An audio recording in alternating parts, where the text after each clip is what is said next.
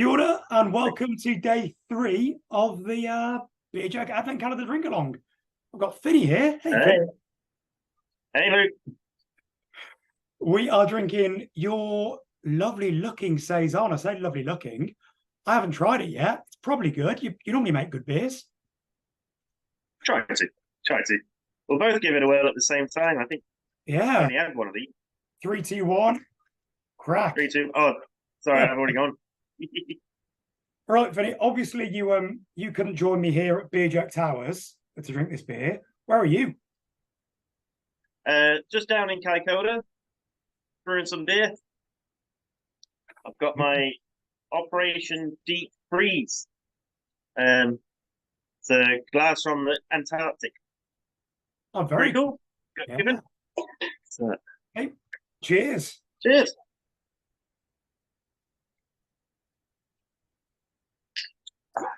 Got a great nose on it. That Got lovely Saison. a nice spicy note from the yeast. Big fluffy head. We had a little bit of fruit juice to this one. Yeah. So a little bit of passion fruit, bit of peach. So some passion fruit with 3 S's. Is that don't know if that was just a typo on the label or if it was especially passionate fruit. Passion fruit. My can says passion fruit with S 3 times. Lots of passion. Definitely on purpose. Definitely on purpose. I'll report that one back to the to the marketing crew. The designers, hey? My wife. I'm sure that conversation will go well. Yeah, let's just not tell her. Anyone watching, don't mention. No one tell her. No one tell her. Anyone. Keep it hush hush. Yeah. So before we get into the beer too much, I think a few people drinking along will know a bit about what you do and a bit about Emporium. But it's so it's you and Laura, right? Yeah. So Laura and I started Emporium, gosh, it's 8 years ago now. So we started off as a homebrew shop in Christchurch called Finney's Homebrew Emporium. So an Emporium Brewing kind of started as an offshoot contract brewing out of what was the Twisted Hop Brewery in Christchurch. And then, moved to Kaikoura and set up the brewery. And then it's been 8 interesting years with earthquakes and pandemics and whatnot. But, we're slowly getting there and looking forward to a busy summer. Brilliant. But it's quite a small team, hey? Yeah. So we've got my wife and I, Laura and I work here, and then we've got 2 full-time staff and 1 part-time. Although the part-time coming up into summer will be full-time. And as the Kaikoura gets busy and we go mad for a couple of weeks, we need that extra staff member. So for those who are not aware, our tagline, I guess, is more than just a brewery. So we've got a mini golf course here as well. So we've got 18-hole mini golf course, 2 escape rooms, and then we've got a bar as well. So you can come down and have a drink, have a bite to eat, and play the golf course, sit and watch the sunset. Pretty cool spot to hang out in. Sounds like a perfect afternoon. Yeah. So Laura does a lot of your artwork and labels and stuff. Yeah, so Laura does a lot of the marketing and the online work. Obviously works here as well. Yeah. And main job is probably looking after the 2 kids we've got as well. Got an 18-month and a 4-year-old, so they definitely keep us busy. Brewery In fact, one of them's here at the moment because she was poorly this week, so oh no, she gets to come to work and hang out. So what are the big sellers at the bar? Like any other brewery, anything hazy. Then we've got quite a range of beers. We've got a few. Our core range, I guess, we've got a regular IPA, which is more American, sort of old school East Coast American, rather than West Coast. And then we've got New Zealand IPA, Pale Ale, all those sort of things. But then we get to play around and do some fun beers like the Saison, wheat beer, Dongle Weiss, and anything else I want to drink. Which is it's nice. It's nice. I only have to answer to myself, If I want to brew it generally gets brewed. Got a Belgian Pale Ale coming up in a couple of weeks. And these cake for that, we're going to make an Imperial Belgian red ale, like a spiced one. It'll be for next Christmas rather than this Christmas. Yeah. So looking forward to brewing that one next week. Is that sequel to Reuben the Red? No, it's just again, it's been a fun beer that I fancy making for myself and celebrate the cat's life and Poppy that passed away a couple month or so ago now. Oh. So, although she never liked beer, so I don't know why I'm making her a beer, but just to commemorate her life. She was a cool cat, man. She was part of the furniture around here. Yeah. We'd go and greet the mini golfers and sit in a bar and curl up on people's laps. She was a very social cat by the end. She was very cool. So we were sad to miss her. Yeah. So there's not a lot of this beer around, is there? No, I think more than half got canned for the box. So Yeah. more than half it's there. And then we've got a few kegs left to sell here. And we'll sell it over the bar, of course. And then whoever wants to take some.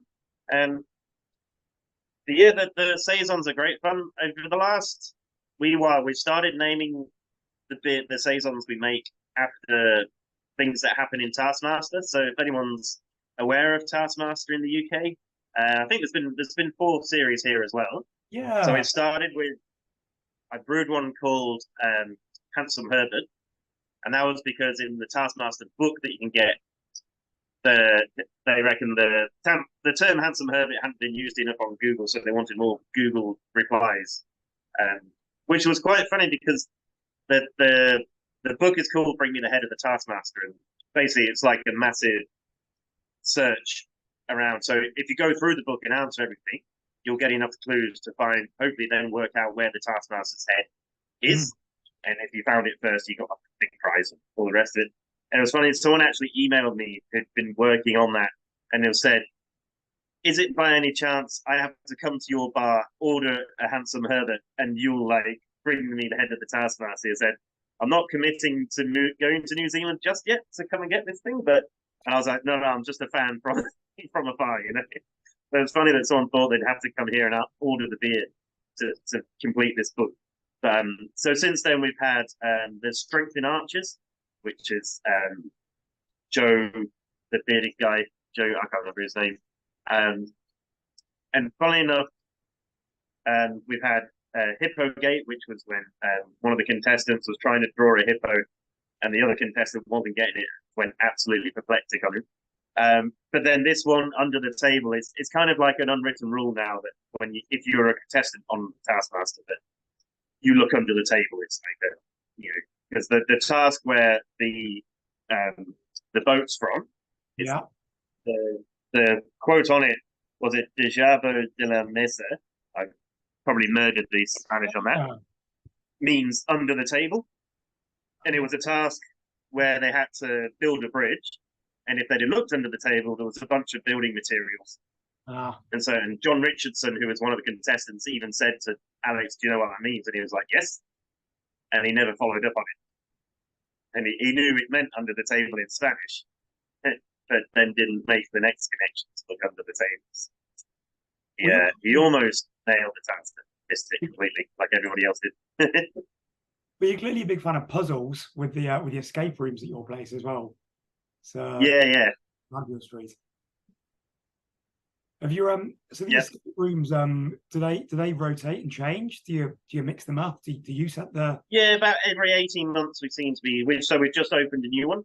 The first one we opened was all about brewing. It's a brewer's laboratory. It was pretty cool. Then we got a gangster's hideout, which is still going. And then the Hermit's Hut was all right, but it never really felt right to me, so we've just changed that one again. So we've got Mystery at Shore House School, I think it's called. It's only been open a month, so it's still fairly new, fairly fresh, that one. So yeah, they're good fun. I'd love to play in this play even during Taskmaster. They literally, some of the tasks are escape room based sort of things, and super fun to play. If anyone doesn't know what an escape room is, it's effectively a puzzle that you walk into.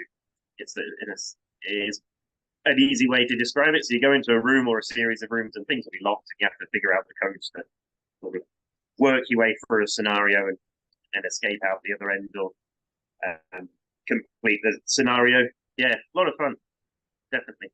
Well, I know you don't have Lovely too mod. long, so we better chat about the beer, hey? You've played a few saisons in your time. Were you quite into saisons when you had the when you were a home brewer and had that Emporium shop? Oh yeah, and I think because when I very first started getting into homebrewing and then getting um into more craftier beer, and I drank an 8 wide what's it, the Solvin Saison, I think they used to call it. Saisons top in, yeah. So basically, it was the hot wired recipe with a Saison yeast, and Yes. um, and I had the clone brew book thing, and it had the DuPont recipe, and I was like, oh, I'll change out some, some from Moxmaker, something else in Solvin, and unbeknownst to me, pretty much did exactly what Soren had done, and so I ended up almost like a clone of the Solvin Saison, which is pretty cool, and had just fell in love with the style and just brewed them ever since. And I think they're just wonderful, dry. You got that pepperiness from the yeast. You get a lot of character from the yeast that then backs up. You can back it up and you pair it well with some nice hops, and but not too many hops, and you just get this beautiful drinking beers that finish nice and dry, thirst quenching. It's like I'm also a big fan of XPAs, and it's that sort of mouthfeel that you get at the end, that nice dry, dry finish. But one day, sorry, I thought you just hit my foot. Sorry, cut that bit. Don't know what's going on there. Yeah, so just love the style, love making them, and slow sellers. But if you get people to try them, they absolutely love them. It's like amber ales and brown ales. You get people to try them, they will order a pint. But, you got to break that hazy habit first. Yeah, I'm always trying to push the saison agenda. Maybe you just need to do like what Emerson's did with Hefeweizen, just call it a German style hazy. So maybe this could be a French style hazy. Up the wheat a little bit. And of course, saisons, they're often a really nice base for extra ingredients and adjuncts, similar to stouts, I suppose. So yeah, they take on fruit really well, but also herbs and botanicals. And I've had great saisons with these, like lemon verbena and all kinds of stuff. But yeah, the peach in here is working really nicely, and the passion fruit is quite delicate. Like, I think maybe it wasn't over the top juice because I don't want to overpower the saison character. I think sometimes you get a little bit too heavy-handed with the juices and the fruitness. So yeah, it's just a nice balanced beer and super quenching, first quenching. That's the one. It's definitely a saison first and foremost, and just has those just interesting nuances. Exactly. And you're just what is that flavor? And so really nicely put together. I think you're gonna have a lot of people loving this for day 3 of Advent. Cracking beer to put together. Yeah, man. Oh, cheers to everyone. Have a good Christmas. Looking forward to the first beer tonight, and enjoy this one today. Hey, cheers, Finny. I'll let you get back to us. Thanks so much for joining us. Cheers. Take care.